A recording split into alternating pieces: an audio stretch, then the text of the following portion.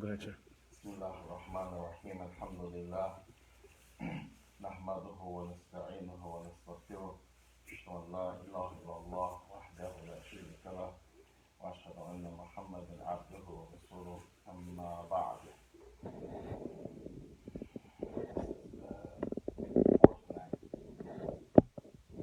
Fourth night for the fifth of Imam al-Muhaddith ديار يمنية أبي عبد الرحمن مقبل بن هادي الوادعي رحمه الله تعالى ونسأل الله يرحمه ويجزيه عن الإسلام والمسلمين آمين.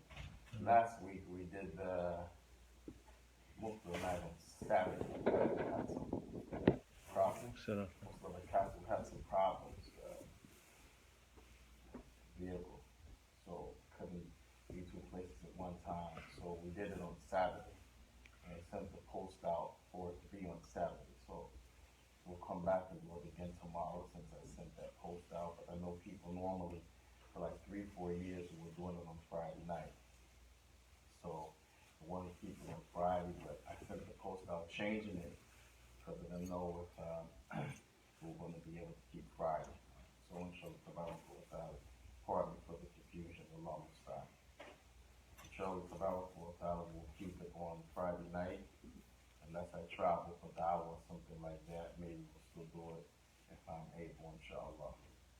This is the fourth night, meaning the third night in this month, February, and we did one in January. We started back into January. And this is the 19th of February, Sab'ah, Shahr Rajab, which is the month of Rajab, 2021 equal to 1442 on the Hijri calendar. Tonight we have 4 issues. And it's under the chapter of the chapter concerning dealing with the Jinn. We've been dealing with this issue quite a bit. Dhikr, dua, seeking refuge in Allah from evil, avoiding evil, and so forth. So tonight, 4 things. All of them the Shaikh was asked to deal with. First one, I don't know if they're in order. I made a post before. I'm just going to mention the 4 of them.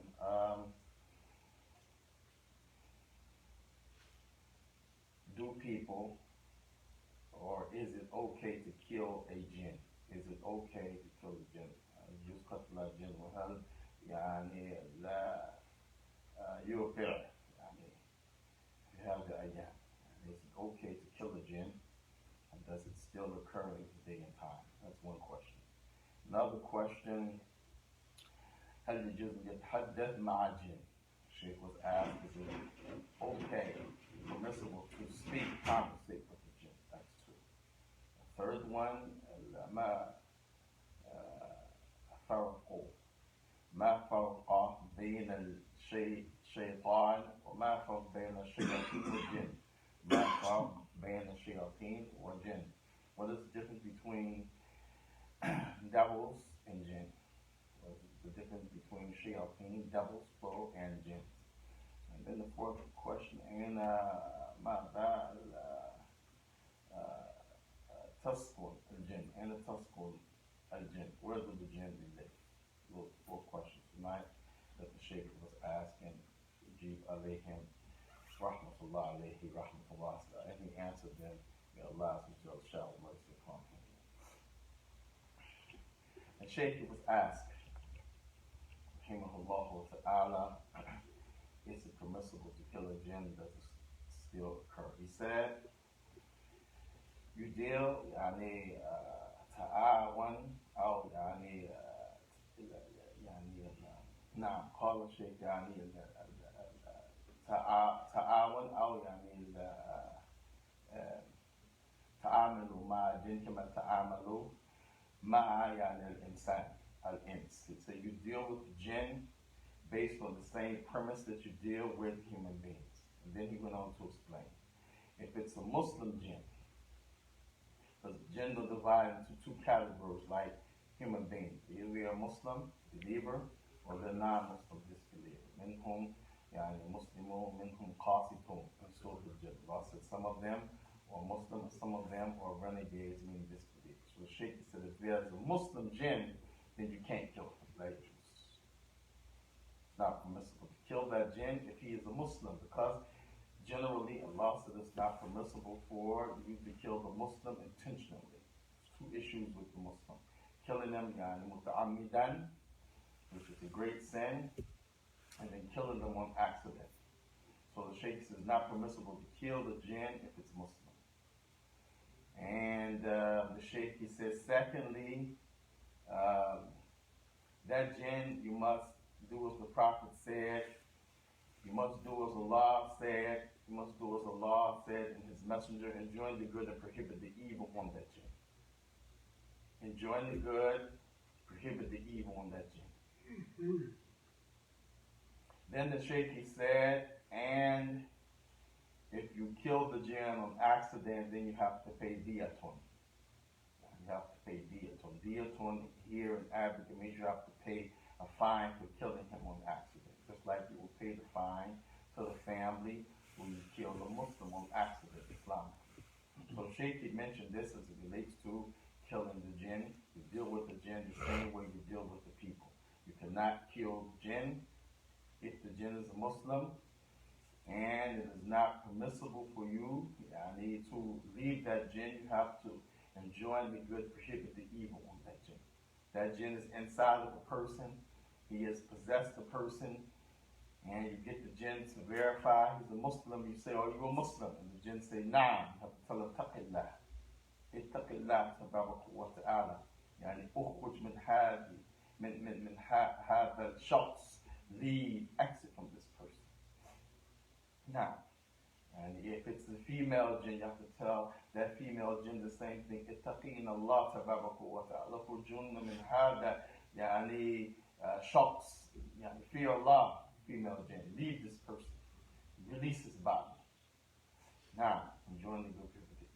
If you kill them on accident, then you have to pay a fine. And that's what Prophet he said, if you find a snake in the house, don't kill him. He said, tell him, yani, ukhruj. Ukhruj min hadha makan, ukhruj. Because if it's a jinn, it's going to hear you, like a snake hears you if he's not a jinn, and he's a believing jinn, tell him, taqillah, ukhruj, the Prophet said, tell him, fear Allah, get out of here, they're going to leave. Tell them 3 times.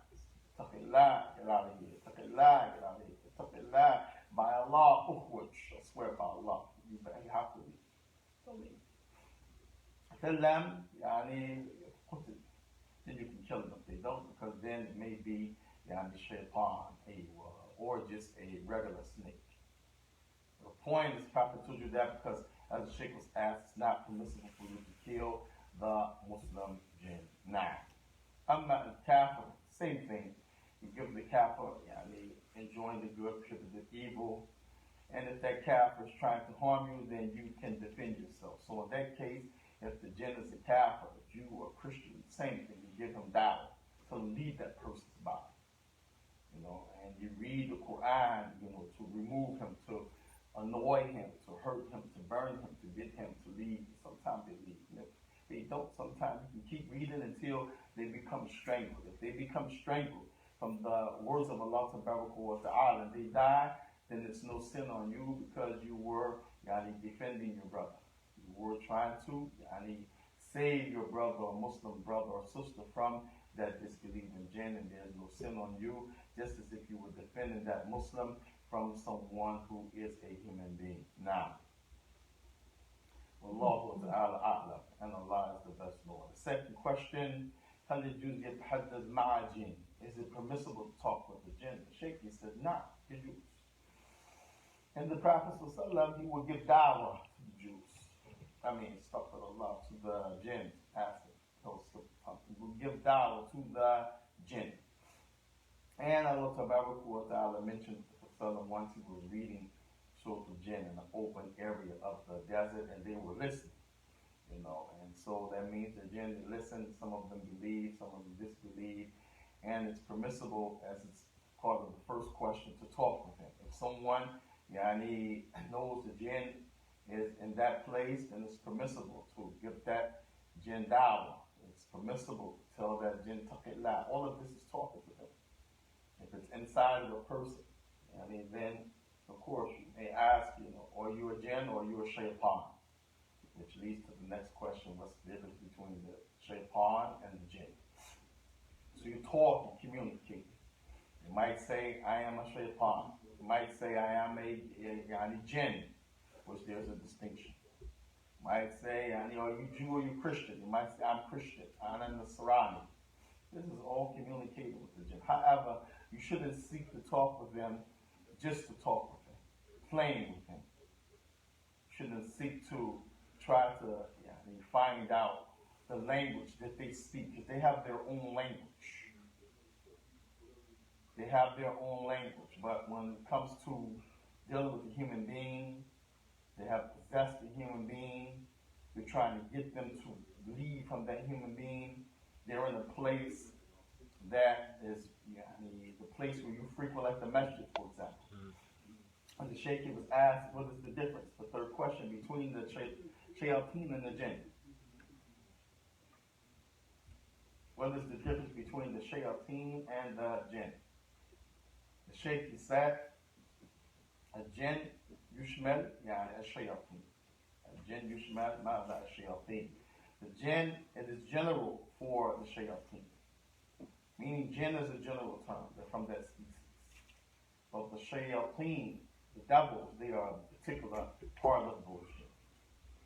So Shaykh says the difference is jinn is general and shaitan or shayateen, plural devils, is particular to that sector of the jinn. Then the last question Shaykh was asked, where do they live?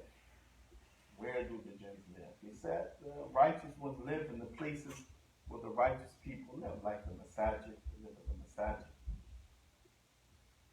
They live in villages and places where righteous people live. He said, and the filthy ones, they live in the hammamat, a'adhamdulillah. Makan kumama, place where trash and filth, rubbish, mincy stuff, feces, old spoiled stuff, stinky sewage water. That's where they live. And those places are the places where you relieve yourself. And of course, commonality when we talk about place you relieve yourself also means you have to understand where the Shaykh is coming from. If you go back to some of those places, for them, the hammam is just what they said, a place where you dump, you urinate. Mm-hmm. It's a stall, push the door, you go in, it's a hole in the ground. Sometimes they have porcelain that they put over the hole so you have a distinctive place to put your feet and you squat. But poop is everywhere. They said, hey, this is what it's for, right? Allah most time. So there's no such thing as sanitizing and cleaning and flushing. There's no plumbing, no sewer system. So imagine, the shayateen must be all in a place like that. But if you have a place like we have, you flush the toilet, you clean with bleach, you clean with pine, you spraying air fresheners, you're burning before incense. Then as Imam Muhammad Salih al-Uthaymeen, he mentioned then, the shaitan, they don't like those places. And that's why the Shaykh had the view that you could say Bismillah in the bathrooms like we have today, if it's clean, when you're making wudu, because they put the place that you used to be called Murhab, the place where you wash, and then hammam, where you take a dump. They made them all together. Now, it used to be separate. A place you're using the hammam, meaning you're going to defecate urine, and then another place where you make wudu. Well, they combine them. So you want to go make wudu, you have to say, can you say Bismillah? That's mentioning the name of Allah in filthy places. What's the verdict? This, that, and the third. Firstly, some people, they used to say Bismillah is shart, the sihatul wudu. If you have to say it, it's the condition to make your wudu accepted. But then they came back and said, no, because the hadith is dying. So it's mustahab to say Bismillah upon your wudu. And therefore, you can say it, not say it if you're in that predicament. And if it's clean, there's no feces, there's no smell, no urine, then it becomes a place just like any other place. You say Bismillah. And of course, we mentioned Allah's name out loud so that the shayateen hear it and they stay away. You are protected from them. So the Shaykh, he mentioned that Righteous jinns, they live in the places of the salihun, righteous places of the salihun, the masajid, clean places. They go on people's houses. And the filthy ones, they live in the hammamat, what you would use the bathroom. And again, the Shaikh was talking as it relates to being in Yemen. The bathroom always smelled like crap. This culture, they said, hey, it's a place, it ain't supposed to smell clean. It's a place you dump and you poop and you're Allah. Or you find today some people went to some store, it was a Muslim place, had to use the bathroom. And subhanAllah, they were selling meat, halal meat store. The bathroom was there, very tight. Like if you turned around, your back and butt cheeks might hit the wall. It was like smaller than I don't know, like a prison cell. It was tight, and they had a bunch of tissue in the trash can because they didn't want to, not paper towels, is the stuff of the toilet tissue that can go down the toilet. It's biodegradable that breaks down. They wipe themselves and have it in the trash can pieces on the paper because they think they back home. Don't put it in the toilet because back home they don't. They just poop, wash with water, and they roll out. They leave. Poop, wash with water, and they roll out. And they flush the toilet, put the tissue away. It smells. So that's why Shaikh said, they live in filthy place, hamamat. And you have one out, like in America, the bathroom is clean and sanitized. The jinns may not go in. They may come in at the time when someone is there pooping, depending if they can get in. But when it's clean, when it's no feces and urine, they don't like those places. Which also means if you're keeping garbage in your kitchen, garbage in the house, poopy diapers, spoiled food, again, they like all of this foul nastiness. So they'll be in your kitchen, they'll be in your bedroom, they roam, they look for filth. And these are the 4 things we want to bring tonight from the Shaikh. That is, do people kill jinns and still kill them? Is it permissible to kill them? The Shaikh, he said, if it's a Muslim, it's not permissible. You deal with the Muslim the way you deal the Muslim jinn, the way you deal with the Muslim person. You give them dawah, you enjoin the good, prohibit the evil. If you kill them on accident, then there's a fine you pay. The same thing with the Muslim jinn. Same thing applies to the non-Muslim jinn. You get them dawah, you try to get them to leave from that person's body. And if you end up killing them by reading the Quran, they supplicate or they burn, then this will be written down for you as defending your brother or sister, the one that you were helping, trying to exorcise and do the exorcism to get that devil out of them. Also, is it permissible to talk to the jinn and Shaikh? He said, yeah, for dawah purposes, for enjoining the good, prohibiting the evil, yes. But to talk with them, to communicate, or to try to learn their language, they have a certain language. No, don't try to learn their language. But if you talk to them in English or Arabic, because some of there that they understand your language, or you're trying to get them, I need to obey, or I need to leave a person or leave a place, then that basically the intention is okay to Shaikh mention.